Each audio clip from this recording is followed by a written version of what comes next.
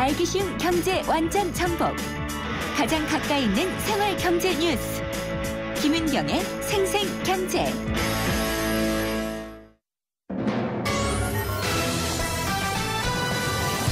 경제 뉴스의 진실과 오류. 생생경제가 땄다. 오늘의 생생 인터뷰는 뜨고 나면 쫓겨나는 상인들, 상가 젠트리피케이션 문제 짚어보겠습니다. 김은경의 생생경제 3부 함께하고 계십니다. 개성 있는 가게가 들어서고 동네, 골목이 유명해지면 누구에게 좋을까요? 아마 동네를 일군 세입자들이 아니냐라고 생각을 하실지도 모르겠지만은요. 결과적으로는 건물주 그리고 돈 많은 대기업 브랜드 그리고 프랜차이즈들이라고 할 수 있을 것 같습니다.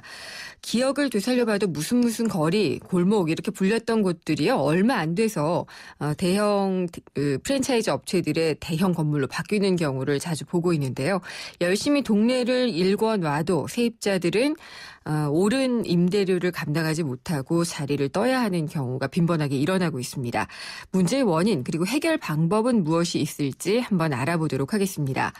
맘 편히 장사하고픈 상인 모임, 줄여서 맘상모라고 하는데요. 맘상모의 회원이자 골목사장 생존법의 저자인 김남균 님이 전화 연결돼 있습니다. 안녕하십니까? 네, 안녕하세요. 네. 맘 편히 장사하고픈 상인 모임에서는 딱히 직함을 갖고 계시지는 않은가 봐요. 예, 이전에 합술국장이라든지 공동대표를 지낸 바는 있고요. 네. 현재는 이제 평회원으로 활동하고 있습니다. 그러니까 맘 편히 장사를 하려면은 세입자들이 좀 안전하게라고 얘기해야 되나? 지속 가능하게 좀 일을 해야지 될 텐데 그렇지 못한 경우가 많잖아요. 그렇죠. 예. 근데 상가 건물 임대차 보호법이 시행된 지 한 100일 정도 됐거든요. 네네. 어떤가요? 변화가 있나요? 네, 상가 건물 임대차 보호법이 이제 만들어진 지는 한 3, 4년 정도 됐고요. 네. 그것이 이제 개정이 크게는 이제 2차례가 됐는데, 최근에 이제 개정된 법은 예전보다는 네. 많이 그래도 좀 발전돼 있는 상태가 되었지만, 그러니까 예를 들어가지고 대항력이라든지, 네. 그다음에 이제 법에는 없었던 권리금이 법에 설치가 되었던 거, 이런 거는 환영할 만한 일인데요. 여러 가지 이제 그 틈이 많이 비어 있고, 아직은 좀 불편한 상태가 되어 있는 거죠. 그러니까 이제 법상으로는 보호가 되는데 현실적으로는 적용이 잘 안 되는 경우가 빈번하다. 이렇게 받아들이면 될까요? 네. 그리고 권리금 법제 같은 경우에는 좀 아직은 좀 추상적이고 판례가 풀어야 되는 문제가 많고요. 그렇죠. 권리금 문제는 아마 좀 시간이 좀 걸리지 않을까라는 생각도 들기는 하는데 네네. 제가 서두에도 말씀을 드렸지만은 몇몇 곳들이요. 삼청동도 그랬던 것 같고 가로수길, 경리단길 이런 곳들 보면은 처음에는 그냥 개성 있는 작은 가게들이 모여서 장사를 하다가 소문이 나면서 사람들이 많이 몰려들기 시작하고 그러면은 사실 상인들이 좋아해야 될 텐데 굉장히 불안해하다가 결국 다른 곳으로 옮기는 경우가 많더라고요. 네네. 이게 하나의 메커니즘이 된 것 같은데 어떻게 되는 건지 좀 말씀을 해주시겠어요? 네, 말씀하신 대로 이제 좀 상대적으로 임대료가 싸서 네. 이제 창업을 해서 조금 성공까지는 아니어도 좀 예쁘게 좀 장사를 좀 해봐야겠다 이렇게 생각한 분들이 거기 들어가서 이렇게 정성스럽게 장사를 시작을 하면 그게 이제 요즘 SNS 발달하고 했기 때문에 소문이 이제 금방 나요. 그렇죠. 그러면 이제 많은 분들이 그 소문과 그다음에 블로그에 글을 올리거나 하면 그런 정보들을 보고 찾아오시죠. 네. 찾아오시면은 실제로 장사가 잘 되는 곳도 있고 그냥 구경만 하는 사람들이 많은 곳들도 있거든요. 네. 근데 이제 그거를 갖다가 노리고 부동산 중개업자 분들이 서로 이제 자꾸 경쟁을 시켜가지고 이제 더 높은 가격에 이제 건물을 갖다가 매매시킨다던가 아니면은 건물주를 호득여가지고 월세를 대폭 인상해라. 네. 이렇게 하면은 아무래도 이제 그분들은 월세를 대폭 인상하거나 건물을 갖다가 이제 비싸게 주고 산 분들은 또 역시 월세를 좀 더 높게 받으려고 하겠죠. 네. 그러면은 이제 사실은 이제 매출하고 안 맞거든요. 그 월세를 인상한 분 함께. 네. 그럼 이제 그분들은 어쩔 수 없이 그 자리를 떠나게 돼 있고, 예. 그 다음에 결국은 대기업 프랜차이즈 같이 이제 대자본을 갖고 있는 사람들이 들어오게 되어서, 예, 고문 제주를 부리고, 네. 뭐 이런 얘기가 나오게 되는 거죠. 그렇죠. 그러니까 소위 핫플레이스가 되면은 굉장히 땅값 올라가고 보증금, 뭐 임대료, 권리금 다 치솟게 되더라고요. 네네. 그러면서 보면은 저도 오랜만에 이런 길들에 가보면은 우리가 그냥 익히 알고 있던 대기업 프랜차이즈의 건물들이 쫙 그냥 들어서는 그들만 그렇죠. 감당할 수 있는 임대료, 보증금인 거죠. 네, 그들도 사실은 그 임대료나 보증금이라든지 뭐 기타 등등을 네. 그 수익에서 감당하는 것은 아니고요. 네. 핫플레이스에다 거점을 갖다가 확보하는 예. 그런 일을 하는 거죠. 그러니까 실제 수익이 좋다기보다도 비용 투입을 하는 거죠. 예, 그들 중에서도 좀 작은 데들은 네. 그 월세가 감당이 안 돼서 나가야 하는 그런 경우들도 많이 있어요. 그래요? 대형 기업들도요? 네. 그래서 이런 현상을 가리켜서 젠트리피케이션이라고 이야기를 하더라고요. 네네. 이게 구체적으로 어떤 건가요? 그러니까 젠트리가 신사 계급을 뜻하는 건데 네. 신사화되었다 이렇게 그 영국에서부터 이 얘기가 나왔는데요. 네. 그러니까는 뭐 영국의 사회학자 루스 글래스라는 분이 64년도에 이제 과거에 이제 노동자들이 거주하고 있는 영국에서요. 예. 그런 곳에 이제 중산층이 이주해 오면서 지역 전체의 구성과 성격이 이렇게 변화하는 것을 설명할 때 이제 젠트리피케이션이라는 말을 이제 처음 썼어요. 그러니까 중산층 이상이 되는 신사라고 불리는 이런 계층들이 노후주 네네. 지역으로 옮겨가면서 원래 있던 사람들이 그럼 나오게 되는 그런 현상까지도 이야기를 하는 거군요. 그렇죠. 예. 그러면은 젠트리피케이션이 처음 이야기를 할 때는 그냥 그 지역이 다시 활성화되는 것을 의미하지는 않았을까요? 그런 이야기도 있지만 예. 좀 이제 이런 부정적인 측면들도 예, 좀 있는 편인 거죠. 그러니까 원래 거주하던 사람들이 물러날 수밖에 없게 되는 부정적인 의미로 지금은 많이 쓰이고 있는 거죠. 네, 영국 같은 경우에는 뭐 지금은 공정 임대료 제도라는 것이 있어서 예. 우리나라보다는 그 현상이 이제 전체적으로 전 세계적으로 벌어지는 현상이기는 하나. 네. 우리나라가 가장 지금 격동의 시기를 겪고 있다고 보면 됩니다. 대략 언제부터 우리나라에서는 이런 현상이 벌어졌나요? 아무래도 이제 IMF 이후에 예. 노동시장 같은 경우는 약화되고 그다음에 부동산 투자 혹은 투기 시장도 과거보다는 약화됐잖아요. 네. 그리고 노동시장에서 이탈해 온 사람들이 이제 창업을 하거나 이런 경우들이 많은데 이 사람들이 이제 전반적으로 경쟁하면서 아무래도 잘 되는 지역에 조금 더 많이 몰리는 현상이 벌어질 수밖에 없잖아요. 그때 이제 아무래도 우리나라의 법이 좀, 임차인 입장에서는 안 좋다 보니까 임대인 입장에서는 좋고요. 네. 그러다 보니까 이제 대폭 임대료가 올라가면서 2000년대 초반부터 이런 현상이 벌어졌다고 분석되는 것들을 많이 봤습니다. 그렇군요. 홍대 쪽이나 뭐 이런 곳들 얘기가 많이 됐었는데 지금 젠트리피케이션 현상이 좀 두드러지게 나타나고 있는 곳이 있다면 어딜까요? 네, 뭐 이제 홍대 쪽은 아무래도 이 과거에 가보셨으면 비교가 될 텐데 과거에는 참 오밀조밀한 작은 상점들이 많았잖아요. 네. 개성 있고 그다음에 예술가들이 뭐 바로 기타 치고 있고 자유롭고 근데 이제 홍대 같은 경우에는 프랜차이즈로 이제 꽉 찼어요. 네. 더 찰 곳이 없을 정도로 그렇게 되어 있고 이제 홍대 주변에 홍대 문화권을 갖고 있는 연남동이라든지 망원동이라든지 성산동이라든지 이런 곳으로 예술가들이 이주를 또 했거든요. 네. 그리고 이제 경의선 공원을 깔아놓은 연남동 같은 경우에는 지금 완전히 화학작용이 일어나서 뭐 월세 같은 경우 2배, 3배씩 올라가고 있는 중이고요. 예. 그 다음에 뭐 경리단길 같이 이제 과거에 월세가 싸서 창업을 해서 성공을 좀 해보고자 하는 젊은 사람들이 들어갔던 곳도 지금 이제 유동인구가 많아지니까 또 다시 대기업 프랜차이즈들이 들어오기 시작을 했고, 네. 예, 그다음에 뭐 북촌의 대안으로 만들어진 서촌 같은 경우에도 예, 지금 이제 그렇죠. 대거 이탈이 시작이 됐고요. 가로수길도 예. 그렇고 뭐 여러 군데 지금 다발적으로 일어나고 있죠. 그러게요. 하나하나씩 떠올려 보니까 과거하고는 다른 모습들이 막 떠오르는데 네네. 그러면서 들어올 수 있는 사람들이라는 게 여유가 있는 사람들밖에 없고 개성이 없어지는 그런 결과도 있는 것 같아요. 네, 그거를 이제 획일화 현상이라고 그러는데 네. 대기업의 이제 프랜차이즈들로 꽉 채워지면 그 동네를 왜 가야 그렇죠. 할지 예. 허탈할 뿐이죠. 그래서 제가 맘상모 카페에 이렇게 들어가 봤어요. 네네. 그랬더니 모이라고 이야기를 해놓으신 그런 공지를 봤거든요. 네네. 예, 일손을 멈추고 모여주십시오. 이렇게 네. 해가지고 보니까 네. 이런 일들이 벌어지고 있을 때, 쫓겨날 때 네. 이런 것들을 같이 좀 막아보자라는 움직임을 보이고 계시는 것 같은데 네. 기자회견도 여셨던 것 같아요. 네, 뭐 기자회견은 계속해서 여러 차례 열고 있어요. 뭐 네. 쫓겨나는 가게 앞에서도 열기도 하고, 예.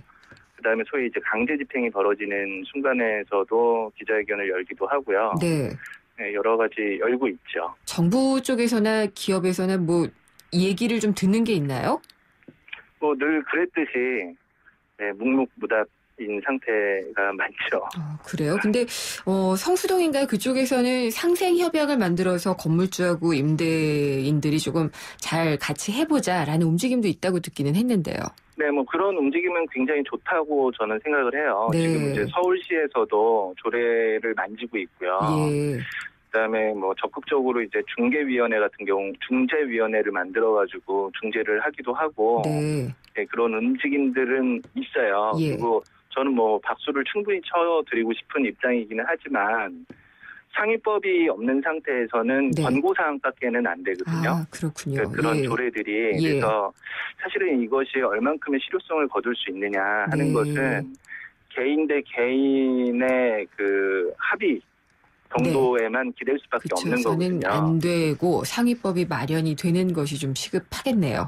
네, 그렇죠. 네. 하루빨리 그렇게 돼요. 알겠습니다. 예, 좀 더 들어보고 싶은데 시간이 다 됐어요. 예, 오늘 네네. 말씀 잘 들었습니다. 감사합니다. 예, 감사합니다. 맘상모 회원이고요. 골목사장 생존법의 저자 김남균 씨였습니다. 2588 상담원 하느라 아직 시집을 못 갔어요. 훌쩍훌쩍. 우리 고객님들 중에 총각도 많으시던데 저 이국주 어떠세요? 뿔뿔. 좌우로 정렬 2588 2588. 국주 좋네 국주 좋아 2588 대리운전아 국주를 부탁해. 네, 잠시 후 생생경제 4부 이어집니다. 오늘 경제주치 시간은 재무 이슈인데요. 상반기 주가가 올라서 막 너도나도 뛰어들었다가 폭락장에서 피해보고 있는 개미들의 피해 상황을 전해드리겠습니다. 글로벌 경제 이슈 시간이 있는데요. 국제유가 드디어 40달러 밑으로도 떨어졌는데 이게 어떤 영향을 미칠지 세계 경제 뉴스 살펴보겠습니다. 잠시 후 4부에서 뵙겠습니다.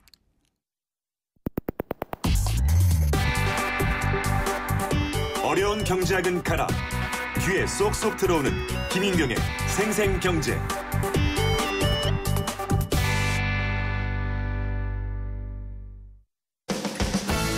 든든한 우리 집 경제주치 생생주치.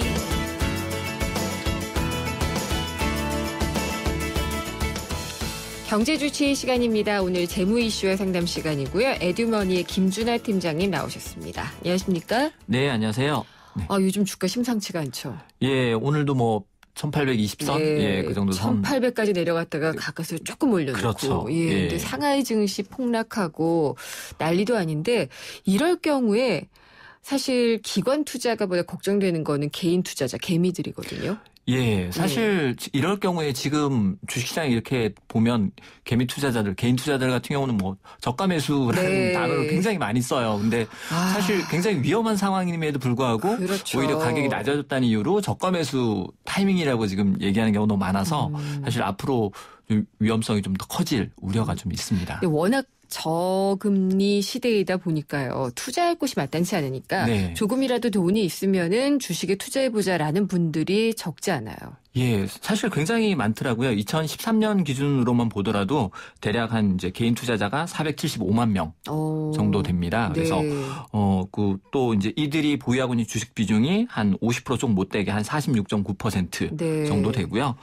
성별로 보니까 남성이 한 60% 정도 되더라고요. 근데 흥미로운 거는 2014년 그 조사를 좀 해봤더니만 그 2014년 기준으로 서울과 경기도 이른바 이제 수도권 예. 요쪽에 이제 개인 투자자의 거래 대금이 전체 투자 대금의 82%. 거의 나네요. 예, 그렇죠. 예. 특히 서울의 경우에는 51.7%를 차지한다. 예, 이렇게 지금 발표가 되고 있습니다. 어떻게 해석하세요, 이거는?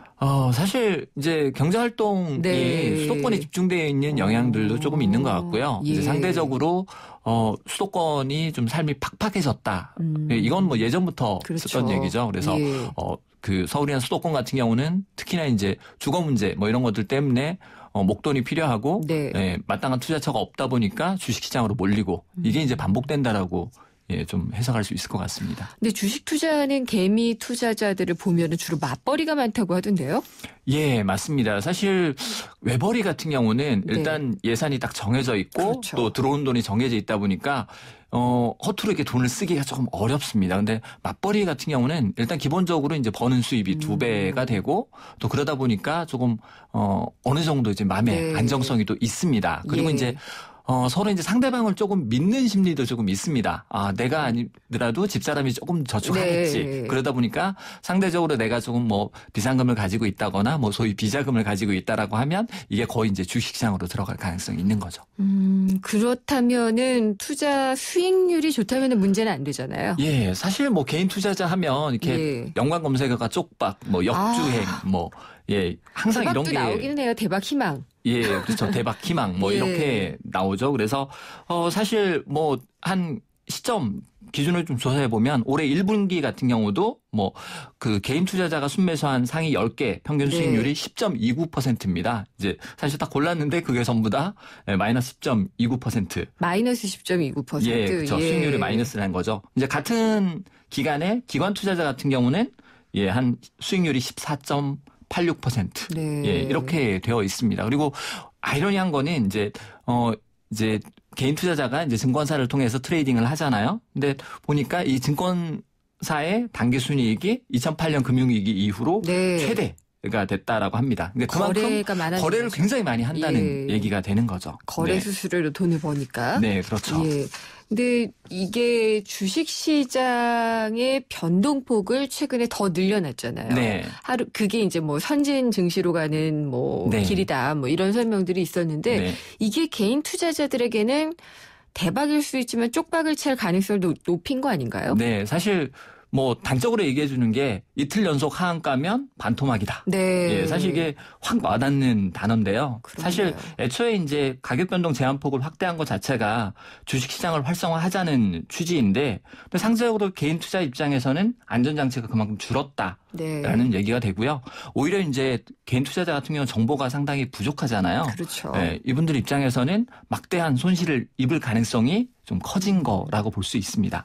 네. 그러니까 방금 얘기하신 이 정보의 비대칭성이라고 얘기를 많이 네. 하잖아요. 정보를 많이 갖고 있는 사람들하고 아닌 사람들하고의 굉장히 격차가 크고 예. 개인들은 대부분 아닌 쪽이잖아요. 그렇죠. 사실 예. 그 정보의 양뿐만 아니라 질적인 면에서 굉장히 고급 정보를 가지고 있는 기관 네. 그리고 또 일부 주주 뭐 이런 분들이 훨씬 더 이제 수익을 많이 보는데 사실 이제 이게 불공정 거래라고 하는데 네. 뭐 조금 전에 방송에서도 뭐 조금 나오긴 했지만 이게 그 최근에 작년보다 한 10.3% 정도 늘었다라고 합니다. 그래서 뭐 이득 금액도 부당 이득 금액도 한 76억 원 정도 네. 돼서 굉장히 커졌는데 좀 사례를 좀 살펴보면 요즘 이제 개인 투자자들 모임 같은 게 좀 있잖아요. 주식 네. 투자 모임 뭐 이런 데서 5년간 이제 계속 주식 투자를 했는데 이렇게 하면서 그 투자자의 네. 대표가 한 1,000억 원 정도의 부당 이익을 챙긴 그 경우도 사람만 있고요. 그러면 어떤 특정 정보를 가지고 투자했군요. 그렇죠. 네. 예, 대부분 다 이제 그렇게 트레이딩을 알선하면서 수수료를 받거나 뭐 반대로 이용하거나 뭐 이런 경우도 있었고요. 또 네. 이제 회사를 상장하기 전에 이제 주식을 사놓은 다음에 이제 상장하고 나서 팔아서 수익이는 뭐 이런 거는 굉장히 흔한 케이스고요. 합병이나 뭐 큰 호재 전에 그렇죠. 사뒀다가 그렇죠. 예, 이익을 예. 실현하는. 예, 최근에 뭐 그 가짜 백수 파동 예. 사실 대표적인 그렇죠. 케이스거든요. 예. 사전에 그 임직원들은 막대한 차익을 겪고 이제 기관이 판 물량을 개인이 사면서 받았다. 개인은 엄청난 손실을 예. 입었고요. 그러니까요. 근데 개인 투자자들 같은 경우에는 보통 이제 자기 여윳돈을 가지고 투자해라라고 전문가들은 늘 얘기하지만 네. 신용을 가지고 하는 경우가 많잖아요. 예, 실제로 이제 자기 돈만 가지고 투자하는 경우는 그렇게 많지 않고요. 이제 신용, 뭐 담보를 받든지 네. 연계 신용을 받는데 이 규모가 대략 한 10조에서 한 13조 원 정도 꽤 많네요. 예, 된다고 합니다. 뭐 최근에 가장 뭐 연계 신용의 가장 대표적인 게 스탁론 같은 건데 이 잔액이 2조 원이 이미 넘었습니다. 네. 예, 넘었고요. 이제 최근에 이러다 보니까 이런 스탁론이나 담보대출 같은 경우는 반대 매매라는 게 있습니다. 반대 매매요. 예, 이거는 예. 이제 주가가 급락하게 되면 이제 이 주식을 강제로 처분을 해서 원금을 가져가는 형태가 됩니다. 그래서 스탁론 같은 데 이런 옵션들이 있거든요. 네. 그래서 최근에 이제 주가가 계속 많이 급락하면서 떨어졌으니까. 반대 예. 매매도 굉장히 늘어나고 있다라고 합니다. 그래서 뭐 개인 투자자 입장에서는 상당 부분 손실 볼 가능성이 굉장히 높고 또 손실만 보면 다행인데 네. 문제는 이제 빚만 남게 되는 게 가장 그렇죠. 큰 문제가 되는 거죠. 그러니까 반대 매매로 주식을 이미 처분하지만 그걸 다 못 갚을 경우에는 그냥 갚아야 될 돈으로 남아 있는 거죠. 그렇죠. 부채는 그대로 남아 있고 네. 원금을 어느 정도 보전하기 위해서 반대 매매를 하게 되는 건데 네. 그래도 남는 빚은 본인이 또 책임져야 되는 상황이 되는 거죠. 그렇군요. 이제 직접 이렇게 투자하시는 분들이 꽤 많더라고요. 간접 투자의 시대라고 해서 펀드 투자하시는 분들도 많이 있지만 네. 이렇게 직접 하시는 분들도 여전히 많은 것 같아요. 뭐 직접적으로 하시는 분도 있고 펀드 같은 경우도 사실 펀드도 심지어 단타를 하시는 경우도 그래요?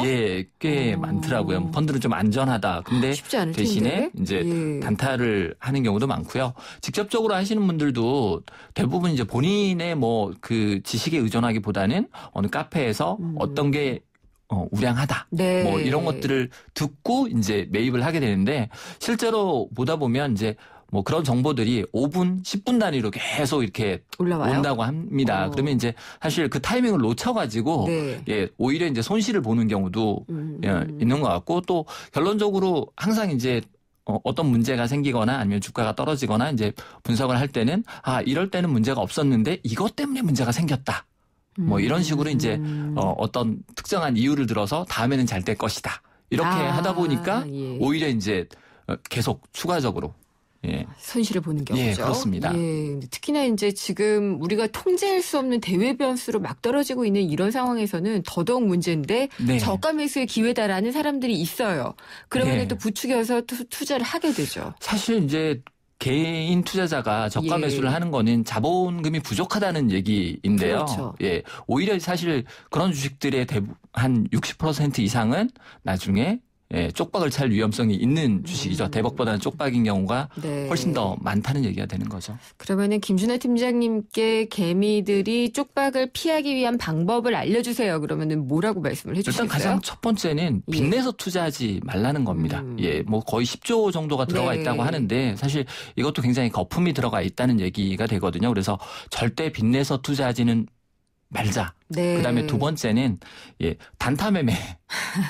거의 뭐 하루에 계속 보고 그것 때문에 일도 안 되고 하는 이 단타 매매 같은 경우는 굉장히 위험하고 특히나 개인의 경우는 정보가 부족하다는 말씀을 계속 드렸는데 뒤늦게 알게 되는 그렇죠. 이 부족한 정보로 인해서 오히려 크게 손실을 보는. 그래서 주식을 하실 때 빚내서 하지 마시고 단타 매매 하루에도 뭐 수십 번씩 사고 팔고 파는 일은 안 하셨으면 좋겠습니다. 네, 특히나 지금같이 시장이 불안할 때 이런 얘기 잘 들으셔야지 될 것 같다는 생각이 드네요. 맞습니다. 오늘 말씀 잘 들었습니다. 감사합니다. 네, 감사합니다. 에듀머니 김준하 팀장이었습니다. 생생경제를 다양하게 만나는 방법. YTN 라디오 앱 예스와 YTN 라디오 웹사이트, 팟캐스트를 통해서 실시간 청취와 다시 듣기가 가능합니다. 언제 어디서나 손쉽게 만날 수 있는 생생경제. 참 좋다. 대외 의존도 높은 한국 경제 필수 지침. 세계 경제가 우리 장바구니에 미치는 영향. 글로벌 경제 이슈. 글로벌 경제 이슈 시간입니다. 이장원 연합인포맥스 부장이 전화 연결돼 있습니다. 안녕하십니까? 네, 안녕하십니까? 예. 국제 유가가요. 네. 뭐 거의 20년 전 이 수준까지 지금 돌아가고 있다는 생각이 드는데 결국 배럴당 40달러 선이 깨졌네요. 네, 오늘 아침에 40달러가 무너졌고요. 서부 텍사스 중진주 기준으로 그 39.17달러까지 이제 내려가서 39달러도 이제 뭐 위험한 상황인데 이 유가가 이렇게 좀 빠지는 게 뭐 공급 수요 지금 다 안 좋습니다. 네. 이란에서 지금 뭐 석유를 더 생산하겠다 이렇게 나오고 있고 또 미국에서도 이제 우리는 이제 석유 생산해서 수출하겠다 이렇게 나오고 있는데 이제 원유, 석유를 제일 많이 수입하는 이 중국에서 최근에 경제가 부진하기 때문에 그 원유 수요가 이제 급격히 줄어들고 있고 이런 것들이 좀 수급이 꼬이는 바람에 국제 유가가 좀 상당히 안 좋은 국면으로 가고 있는데 이런 상황에서 이제 그 승자와 패자가 이제 나눌 수 있습니다. 뭐 예를 들어서 이제 유가가 하락하면 이제 소비자들 같은 경우에는 좀 좋을 수 있어요. 특히 미국이나 유럽 같은 경우에는 이제 에너지 비용 지출이 이제 줄어들기 때문에 소비자들이 뭐 미국인들 같은 경우에는 올해 평균 한 100만 원 정도는 절약할 수 있을 거다. 이런 쪽에서 보면 좀 수혜를 볼 수 있는데 이제 뭐 위기에 빠지는 나라들이 많이 있죠. 뭐 산유국 같은 경우에는 지금 재정 악화가 심각한 상황이고 사우디아라비아 같은 경우에는 좀 신용 등급이 내려가고 있는 그런 상황이고 또 베네수엘라나 이란 뭐 나이지리아, 에콰도르 이런 산유국들이 좀 위험에 빠질 수 있다. 특히 이제 베네수엘라 같은 경우에는 지금 외환 보유고가 바닥이 나서 국가 부도 위험에 좀 빠질 수 있다. 예, 이런 얘기가 좀 있고요. 이제 정유업계, 석유로 돈 버는 그 기업들도 좀 위기에 빠질 수 있습니다. 미국 같은 경우엔 중소규모의 이제 석유 기업들의 이제 사업을 접어야 될 뭐 위기에 빠져 있다고 하고요. 뭐 쉐브론이나 로열 더치 쉘 이런 글로벌 기업들은 그 비용 절감, 직원 수 감소 이런 구조 조정을 진행하고 있다고 합니다. 유가 소식은 올라서 항상 부담이거나 내려가서 또 이렇게 손실이 나거나 두 가지밖에 없다는 생각이 들기도 하네요. 예, 적정한 수준이 좋은데 이게 뭐 올라가면 올라가는 대로 또 말씀하신 대로 내려가면 내려가는 대로 걱정거리니까 특히 이제 오를 때보다 내릴 때 이제 걱정을 많이 하는 게 디플레이션이랑 이게 연관이 되기 때문에 세계 경제의 규모가 작아지고 이런 과정에서 이제 위기에 빠져들 수 있기 때문에 그런 걱정들을 많이 하고 있는 것 같습니다. 유가에서 갑자기 좀 이슈가 좀 바뀌는 것 같기는 한데 저도 많이 가지고 놀았고요. 전 세계 소녀들, 어린 여자아이들의 인기를 차지하고 있는 게 바비 인형이거든요. 근데 이 바비 인형 만드는 회사가 마텔인가 그렇죠? 네. 근데 이 회사 매출이 떨어지고 있고 주가도 폭락한다는데 왜 그런가요? 예, 이게 지금 일단 이제 왜부터 이제 말씀을 드리면 바비 인형의 인기가 이제 떨어지고 있다. 그래요? 예, 이제 소녀들을 둔 이제 그 가정의 학부모들 같은 경우에 바비 인형을 보는 시각이 과거와는 달라지고 있다고 해요.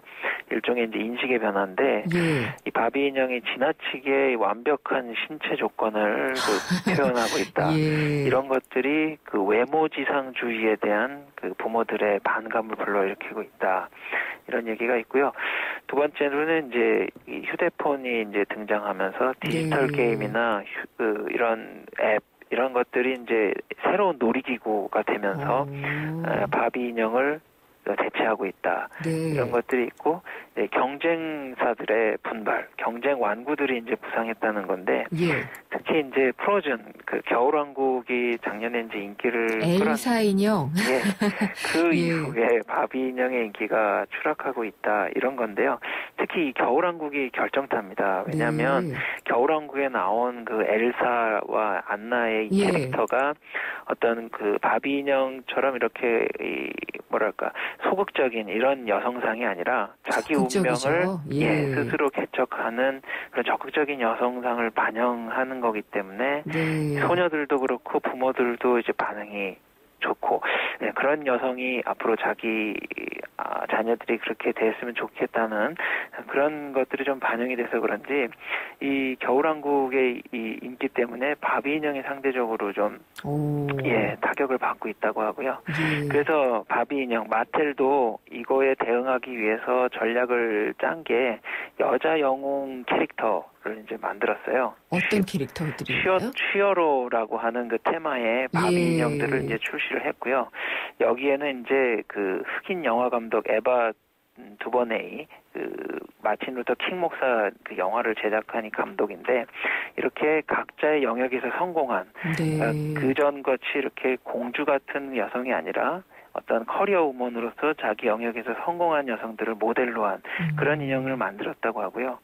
그리고 하이를 신은 인형이 아니라 플랫 슈즈를 신는 그런 인형들도 이제 만들었고 또 마텔에서 그 바비 인 프린세스 파워라는 제목으로 애니메이션을 만들었는데 이제 초능력을 지닌 바비가 범죄자를 소탕하는 일종의 이제 영웅주의적인 그런 걸 만들면서 이제 그 위기를 좀 타개하려는 그런 좀 전략을 쓰고 있는데 이런 것들이 이제 전문가들 반응이 좀 엇갈리고 있습니다. 어떻게요? 일단은 이제 좋게 보는 쪽도 있고요. 뭐 이제 매출이 줄어들었으니까 이런 돌파구를 이용해서 좀 반등하지 않겠느냐는 시각도 있는데 반대로 이제 이 바비 인형이 정체성의 위기를 지금 겪고 있는 거다. 이 지금 나온 대책이라고 하는 것들도 너무 많은 그 아이디어들이 지금 나와서 정체성에 오히려 혼란을 가져오고 있다. 이런 그 상반된 그 전망들이 나오고 있습니다. 이정우 부장님은 자녀가 딸인가요, 아들인가요? 네, 저는 딸입니다. 그 딸아이가 바비 갖고 노는 게 못마땅하신 편이세요? 어떠세요? 저는 바비 인형은 안 사줬고 딸이 좀 이렇게 왈가닥 캐릭터라서 이런 인형보다는 좀 그 남성적인 그 인형을 좋아해서 그러셨군요. 토이스토리에 나오는 그 캐릭터들도 좋아하고 그래서 주로 그런 인형을 많이 사줬습니다. 바비가 위기에 빠질 수밖에 없네요. 그렇습니다. 네, 프랑스의 대표적인 빵이 바게뜨잖아요. 네네. 근데 이 바게뜨가 노동개혁 조치 때문에 공급난에 빠졌다는 게 이게 어떤 얘기인가요? 일단 이제 파리시 당국에서 그 최근에 수제빵집 블랑제리라고 하는 그 수제빵집에 이제 여름 휴가 규제를 해제했습니다. 이게 이제 25년 만에 처음 있는 일인데 그동안 이 수제빵집은 여름에도 문을 닫지 말고 휴가를 가지 말고 계속 영업을 해라 이렇게 했었는데 일종의 뭐 노동개혁 조치 일환으로 이제 휴가 제도를 이제 만들었다고 이제 하는데 이게 이제 역효과를 내고 있다는 건데요. 이게 이제 8월 중에 파리 시내 이 빵집, 수제빵집의 3분의 2가 지금 문을 닫았다고 하고요. 그러다 보니까 프랑스 시민들의 주식인 빵 공급에 차질이 빚어졌다.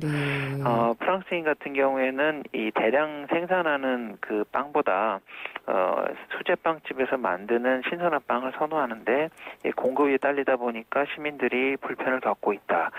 이런 얘기인데요. 이 경제학적으로 설명을 드리면 이 수제 바게뜨, 이 빵은 공공재입니다. 왜냐하면 민간에서 만드는 빵이라기보다 이 정부가 공급하는 개념이 좀 더 강한데 프랑스에서는 이 바게트의 규격을 따로 정해놓고 있고요, 정부에서. 1986년까지는 가격도 법으로 고정해놨었습니다. 사실 우리가 쌀값을 그렇게 하는 거랑 비슷하죠, 뭐. 네, 그런 거랑 이제 똑같은 개념입니다. 그리고 이 1789년 프랑스 혁명 이후에 이 바게뜨를 만드는 장인들은 쉬는 날을 미리 국민들에게 알려줘야 되는 그런 제도도 있었는데 이런 이 규제, 제도들이 이제 개혁이라는 이름으로 좀 완화가 된 거고요. 프랑스 정부는 이 외에도 교통이나 법률 이런 뭐 여러 가지 분야의 규제 완화를 추진하고 있고 또 일요일 영업 규제도 그동안 엄격하게 적용하는데 최근에 이제 경제 살리기 일환으로 좀 완화하는 그런 조짐을 보이고 있다고 합니다. 그렇군요. 그러면은 바게뜨가 공급난에 빠지면은 다들 배고파지는 건가요? 대체제를 찾겠죠? 네, 뭐 대체제를 찾을 걸로 보입니다. 예. 그리고 또 한 번 여름 휴가 갔다 하면은 프랑스인들은 뭐 한 달씩 가니까. 네, 휴가가 상당히 길고 그다음에 뭐 여러 가지 그 수급 대란에 대한 그 걱정이 좀 있는 것 같습니다. 그렇군요. 그래서 노동 개혁이 바게트 공급난을 가져온다는 얘기까지 들어봤습니다. 오늘 말씀 잘 들었습니다. 감사합니다. 네, 감사합니다. 연합인포맥스의 이장원 부장이었습니다.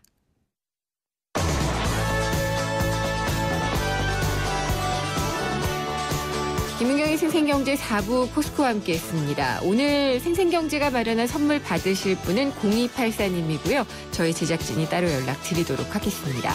생생경제 오늘도 재미있는 내용들 많았는데요. 생생경제 홈페이지와 팟캐스트 또 스마트폰 애플리케이션 예스를 통해서 다시 들어보실 수 있고요. 인터뷰 내용은 전문으로도 확인하실 수가 있습니다. 다음 시간에 찾아뵙겠습니다. 김은경이었습니다.